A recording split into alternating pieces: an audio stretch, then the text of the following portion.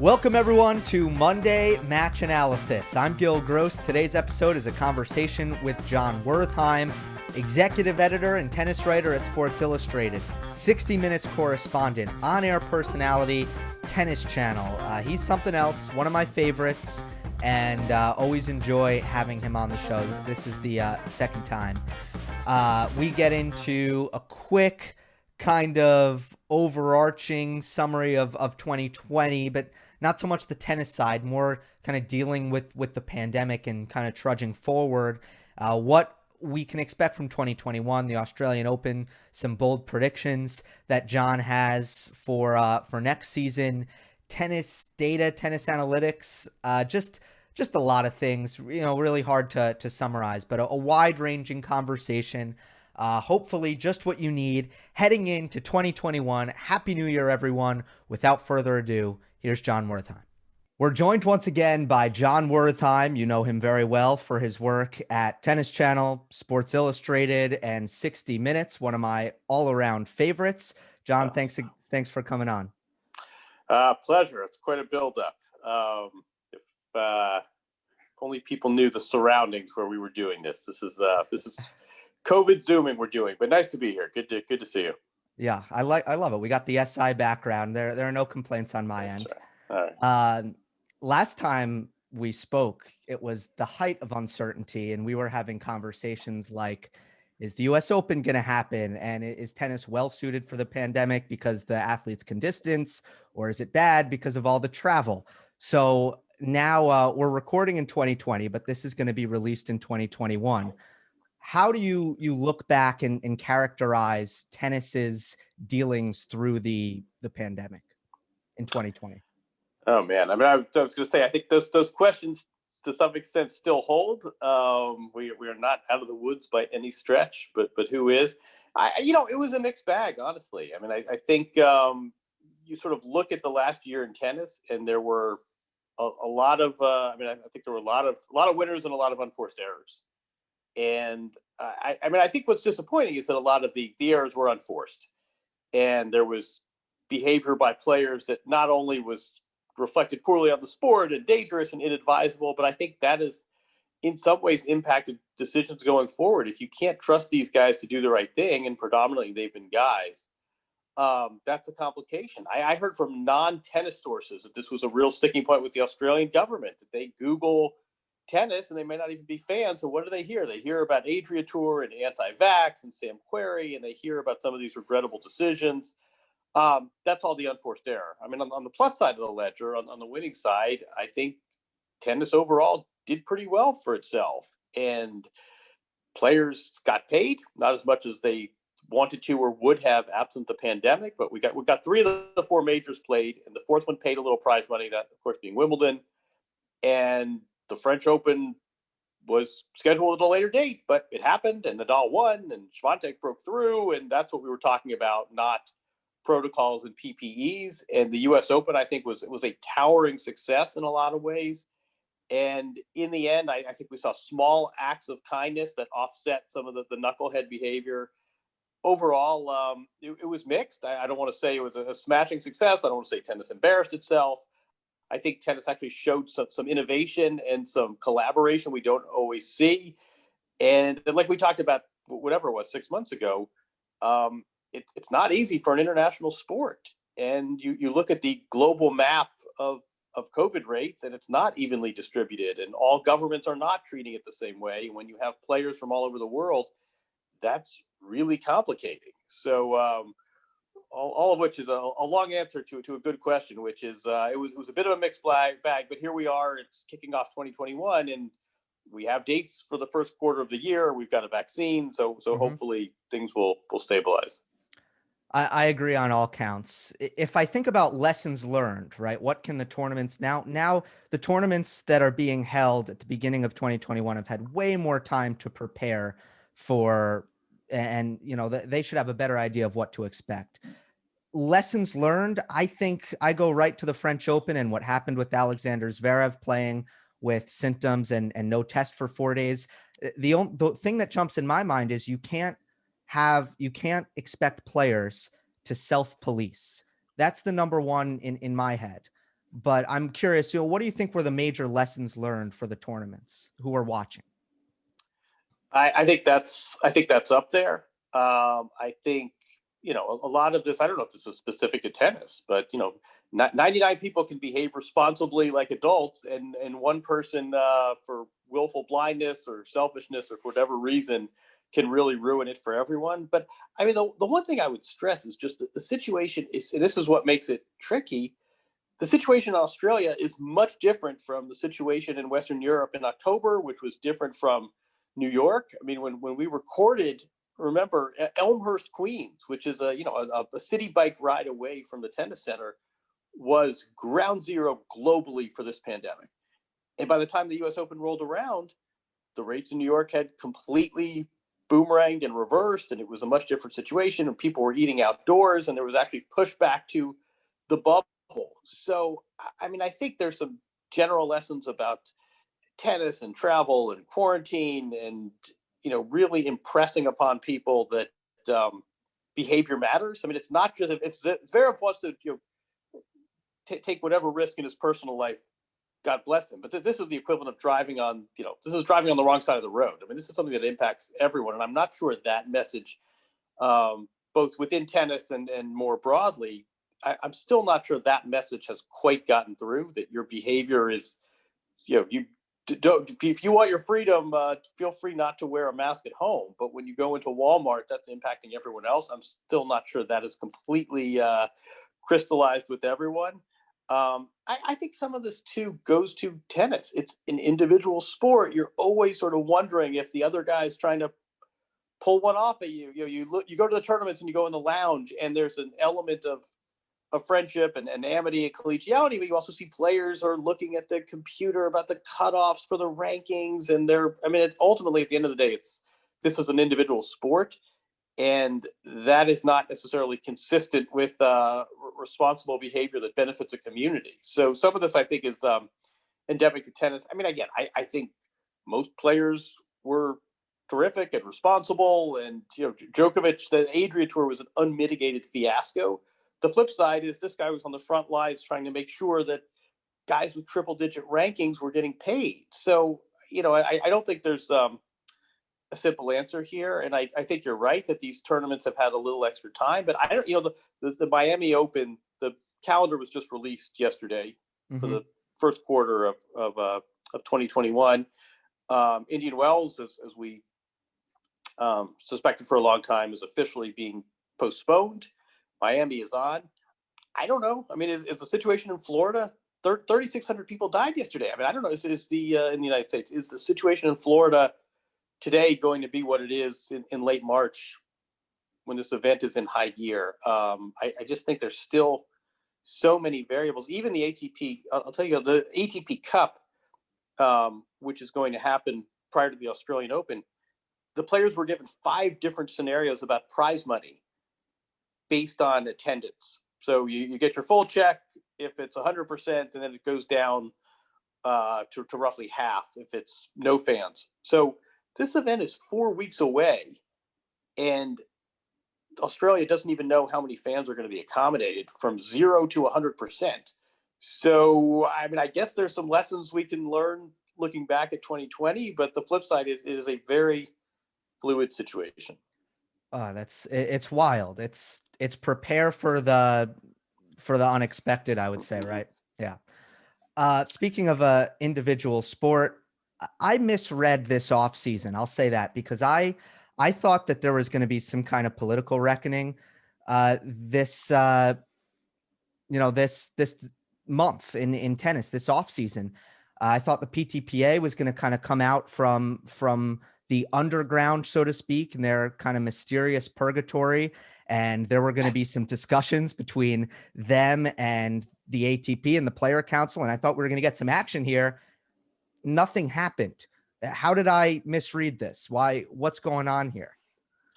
That is a great question. And I think the fact that we don't have answers sort of goes to the root of this, which is some of this, I think, is pandemic related, right? You're not seeing these players are doing this all over Zoom. We're not having in-person meetings. I think that is not ideal if you're trying to start this breakaway group. I mean, I don't know how you feel. I'm really torn philosophically. I mean, I think the players need better representation. I think some sort of collective bargaining would help them. I think the ATP model probably worked decades ago. I don't think it reflects a reality. And the flip side of that is to come out of a pandemic to a tournament with a bubble that's really taking a financial hit to pay you full prize money on the eve of the tournament, to have this vague press conference that excludes the women and doesn't really come forth with any sort of specifics was just so wrongheaded. So, I mean, I think the idea of a union, the idea of shaking up the business model, the idea of looking for more formal representation, great.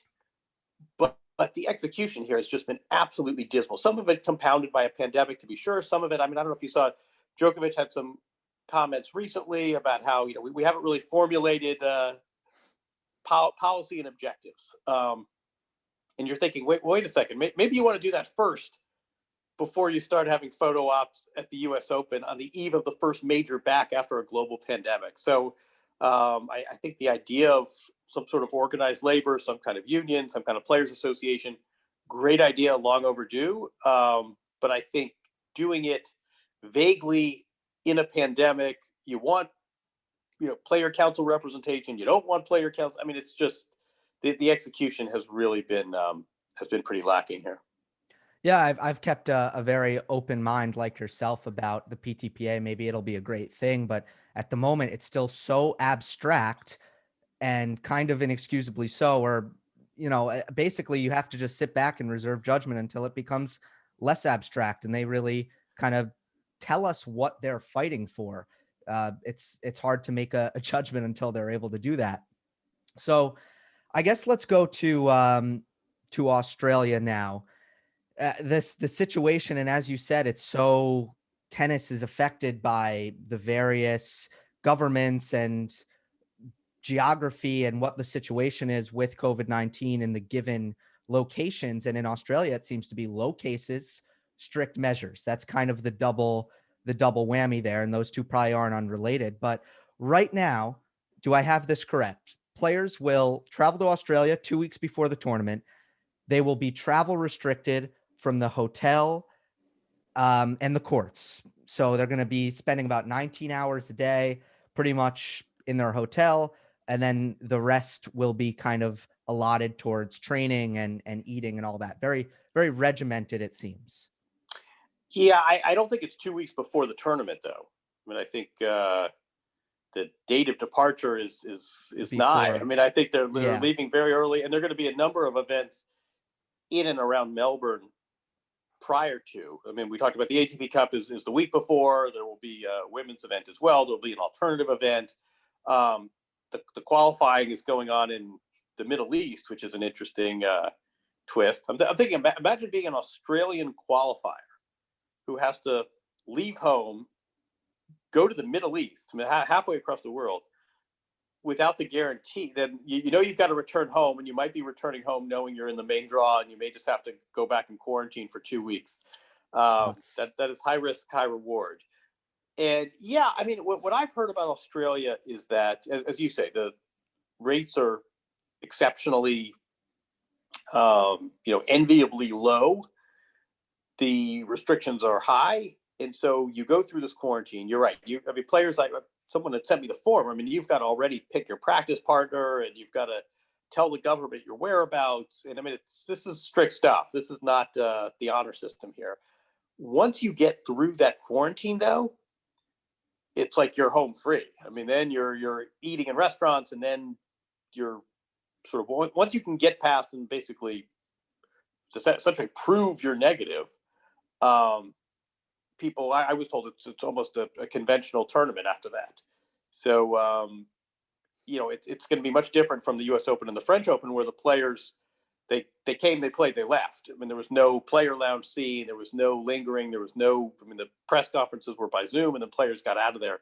I think once the tournament starts, to the players, it'll seem much more like a conventional tournament, but there is that strict quarantine that we haven't seen at the previous two majors played post-COVID. Right. Well, that sounds really good to me, and it sounds like something that the players could get behind in terms of the grand scheme of things. But the fight was that they needed to be able to train during those 2 weeks, right? And that was kind of the Right. point of contention. And that makes sense to me. You can't have a professional athlete literally sedentary for 2 weeks and then expect them to go compete. I think we've reached a reasonable solution there, right? Yeah, I mean, it's an interesting kind of bit of just sort of speculating. I mean, I think you're right, and I think that was look. I think Tennis Australia was on it. The players were on it. They said, look, you can't expect us to sit and watch Netflix for 2 weeks and then all of a sudden go out there and heat and play best of 5 matches. The flip side, I've been really impressed with the level of play and professionalism. And I can't remember. I did a podcast with someone in the April or May, and it was sort of, which players do you think are going to put on 20 pounds drinking beer and eating Cheetos and take this quarantine, and have to get themselves into shape the way, boxers and NFL players go to pot in the off season. We didn't see that at all. I don't think anyone looked at these reset tournaments and said, boy, these guys are really rusty. I mean, we've seen, we've seen NBA games, we've seen NFL games where clearly this is not the sport being played at the optimum level. I mean, I think tennis players did a really good job staying in shape. So I don't know. I mean, I'm glad we don't find out, but I suspect, honestly, if you put players in quarantine for 2 weeks, it would be more of a mental challenge than physical. I mean, I don't think, pick a name. I don't think Andrey Rublev would emerge from 2 weeks of quarantine and not know how to hit the ball. I think it would be much more mental than physical. But we do not have to have that science experiment, because as you say, you can break quarantine to train. You can't hang out, you can't linger. You had to list your practice partner. So this is not this is not like one of these work release programs where you spend 12 hours in South Beach and then you've got to go back to the detention facility. I mean, this is a strict quarantine, but between the practice breaks and also these tournaments the week before the Australian Open begins, I think players will be in pretty decent form. Good. You released a predictions article, which is great for me. Gave me material pretty easily. 2 that caught my eye. Andrey Rublev to win a first major. How'd you land on that? I don't know. Oh no! What's the line about predictions? It's a fool's game, especially if they take place in the future or something like that. Yeah. Was it the gut? Was it the gut? Yeah, I don't know. I mean, I feel like this guy quietly, in part because it was a crazy year, in part because his results at the majors didn't quite keep pace with his other results. This guy was a top 3 player though in 2019, in 2020, and he's been through a lot. There's a very solid game there. He seems like one of these pros who really, this is Booger McFarland territory. But this guy's all business. This guy cares more about winning matches than the Instagram. It's true. But, he's got the Nadal-like makeup. Right? He does. Right. So I don't know. I mean, I'm still not sold on Zverev. Team, this was sort of first player to win their. I think I did this. Tell me if I'm wrong. I don't have it in front of me. This was sort of first player to win their first major. Player to come off the best player never to have won a major list. So we've disqualified the big 3 and Murray and Team, and Team obviously the most recent. So it's basically, I don't know. What would you say? Tsitsipas, Zverev, Rublev, Medvedev, other. Who would you pick to win their first major? The closest tennis-wise, I would say, would be Zverev. But, obviously he's kind of been stuck in a certain spot for a little while now. And I think off the court stuff might have something to do with that. Tsitsipas, I really like him on clay. Rublev, again, it's a trajectory thing, I think. So he's getting better so fast. It's like, is he going to level off, or is he going to come out, and improve his transition game and have better volleys in 2021 and hit better approach shots? So it's very tough between those 3. I would say Medvedev, though, should also be in the conversation. It's close between those. It's very close. I'm cheating and I'm looking this up. In crazy COVID 2020, Rublev played 51 matches. Mm-hmm. That's a full season. Yes. So I don't know if that five titles, not bad. You wonder if he isn't due for a little bit of fatigue. As a thought exercise, we could say what's more impressive to you, serving for the U.S. Open title, or taking in the U.S. Open final, or taking Nadal to a fifth set in a U.S. Open final. So this is Medvedev versus Zverev. Sure. Which of those is closer to the precipice? Which of those predicts a future major? Coming within a game against Dominic Thiem and failing to close the door, or playing Nadal to 5 sets? Medvedev's 5 sets. You have a big gap in quality of tennis there, at least. Mm-hmm. That wasn't the nerve-stricken match that the 2020 U.S. Open final was. The second prediction I wanted to ask you real quick about is Federer potentially calling it quits after 2020, right? You didn't say that he'd go out with a whimper. You're expecting him to come out and fight hard, but it seems like you're thinking maybe the end is very, very close. I don't know. I mean, we're all That's a tough one. We hope he plays till he's 80, everyone. But and I think we should also step back and say the absurdity of talking, even as an open-ended question, about a player who's going to turn 40. Remember for decades, eligibility on the senior tour, where you let the ball kids play a point for you and you try a behind the back shot, and the age eligibility cutoff was 35. So this guy's 5 years into senior tour eligibility. I think, obviously physically, who knows what's going on with the knee.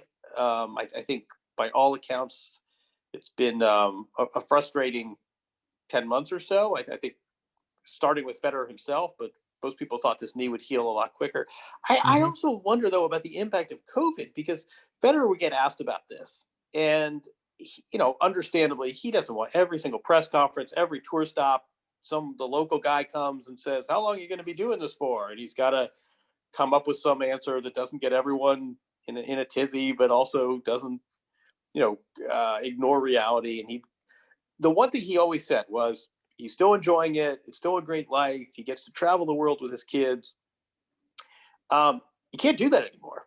I mean, the Federer family used to go. It was very endearing. I mean, the whole family would go to Australia. So you'd see 4 kids and his parents would come, and it would be like 3 generations of Federers in Melbourne. You can't do that anymore. And I think we're focusing a lot, on age 39, we're focusing a lot on the knee.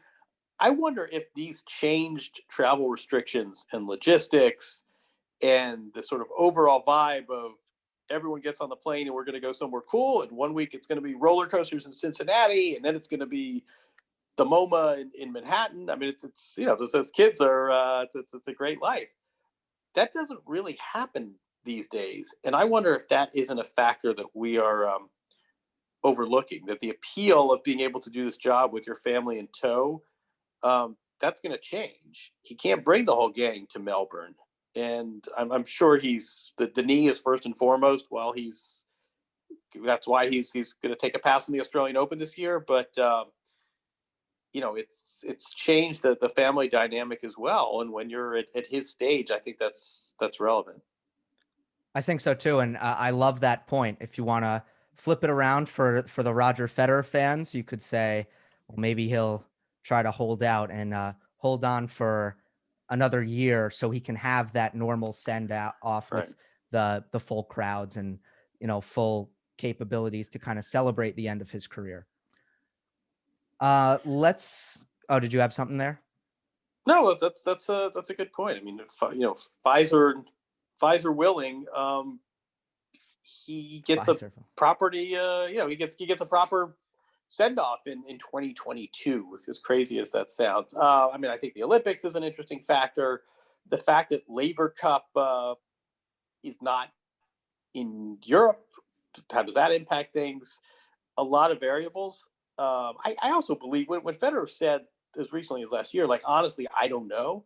I think there's probably some truth to that. I mean, I don't think he's one of these guys who circled a date on the calendar. And I think you're right that that's a good point. Maybe you just stay in shape and sort of cruise through this year, and you hope travel restrictions loosen and things snap back to normal, and then 2022 is when you. But I do think we all ought to just pause for 10 seconds and reflect on how absurd it is we're even having this conversation. I mean, we always say, McEnroe didn't win a major after he turned 25, and Sampras has this amazing comeback. He's back from the graveyard.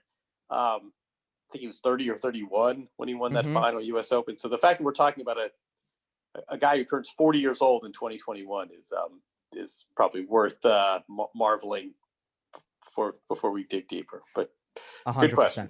100%. I read Scorecasting over quarantine. Okay, that is for those who have not checked it out. Okay, it's a myth busting book about the things we say in sports. Like why home field. That's not the things we say, but why does home field advantage matter and all that good stuff. Is there, I feel, and I also heard you had Craig O'Shaughnessy on your podcast. Where do you think tennis analytics is going? Because I think that we'd both agree, and I think anyone who kind of has an open mind to this agrees, that it's a little bit behind and there's more potential to be untapped. So I know that this is too broad a question for you to really answer properly, but tennis analytics, 5 years, what do you think are going to be some of the things, the innovations that we'll see? That is a great question. I mean, I think there's a lot of it's hard. I mean, on the one hand, tennis is lapsed behind other sports. I mean, I do think that you don't get less data, right? I mean, AI doesn't go backwards, so you can only think about some of the advancements, and some of them. There's going to be increased precision, and there's going to be players are going to have easier access to data, and there are going to be more cameras, and it's going to be cheaper, which is just kind of how technology rolls. Part of the problem with tennis, though, is just finding meaning in the stats. And I mean, you referenced, Craig is terrific at this. Does a high first serve percentage mean your high batting average in baseball? Great, guys on a hot streak, guys making a lot of free throws, and he's shooting the ball well. Not as simple in tennis. Does a high serving percentage mean you're serving well, or does it mean you're not taking your chances? Think about how many stats in tennis have to do with the opponent. We have this, I always think it's a silly stat. I mean, it's great that I guess the technology exists, but you have distance covered.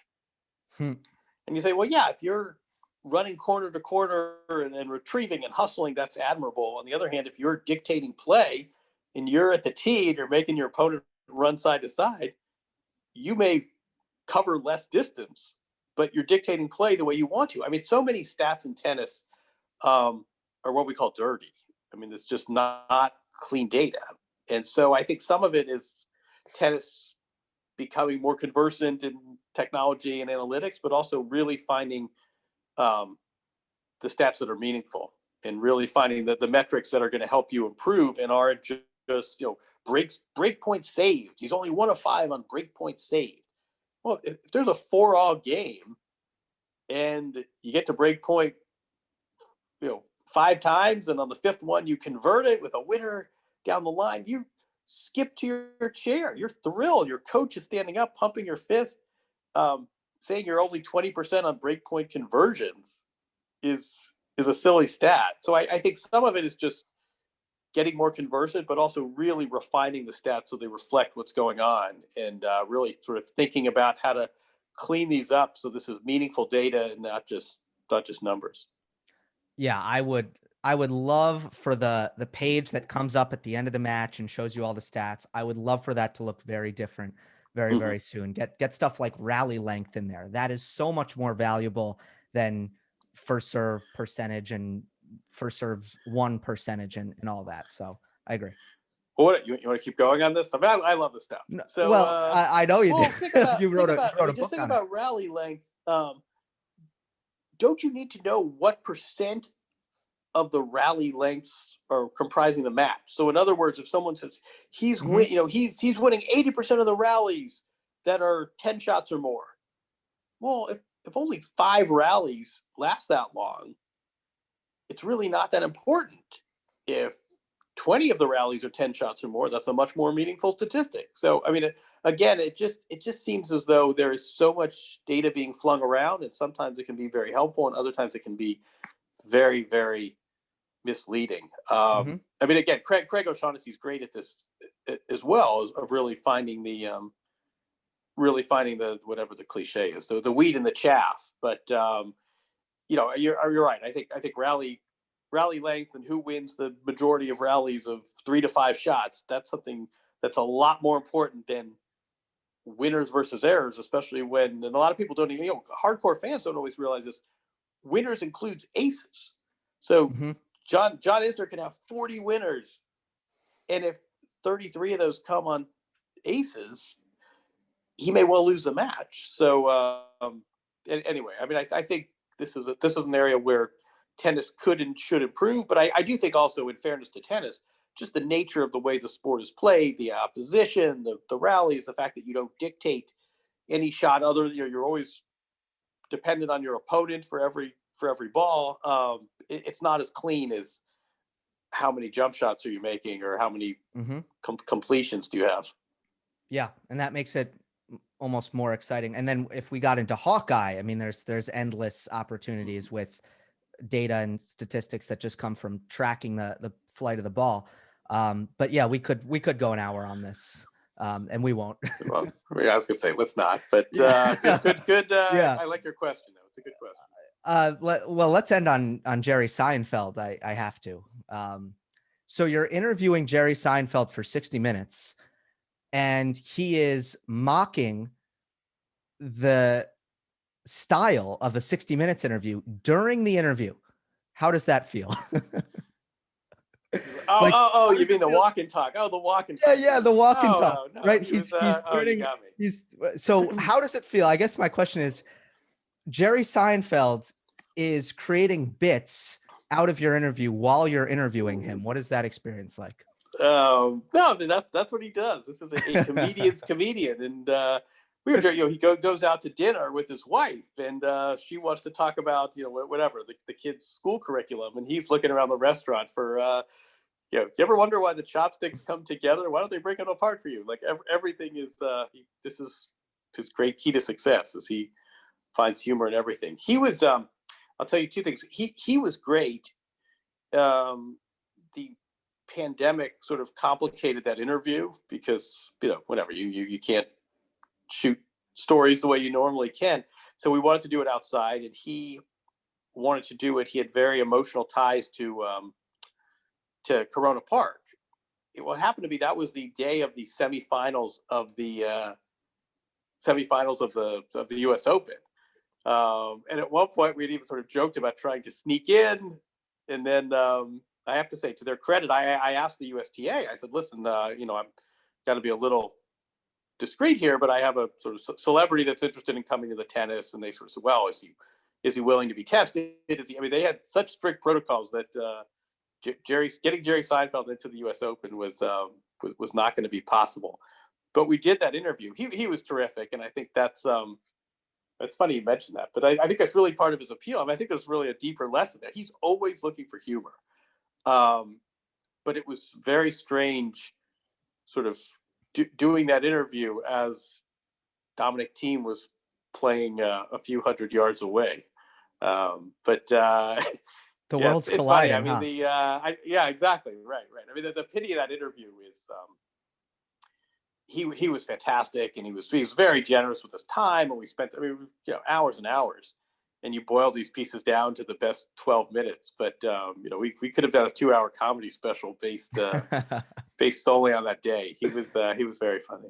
Yeah, it was very funny. And I mean, it's like, just to know that Jerry Seinfeld doesn't turn off is good to see, the fact that it doesn't change. All right. Well, this has been awesome, and I really appreciate the time. We'll do it again soon. Always great having you on, John. You got it. Maybe we'll be live at an event next time. I like the sound of that. All right.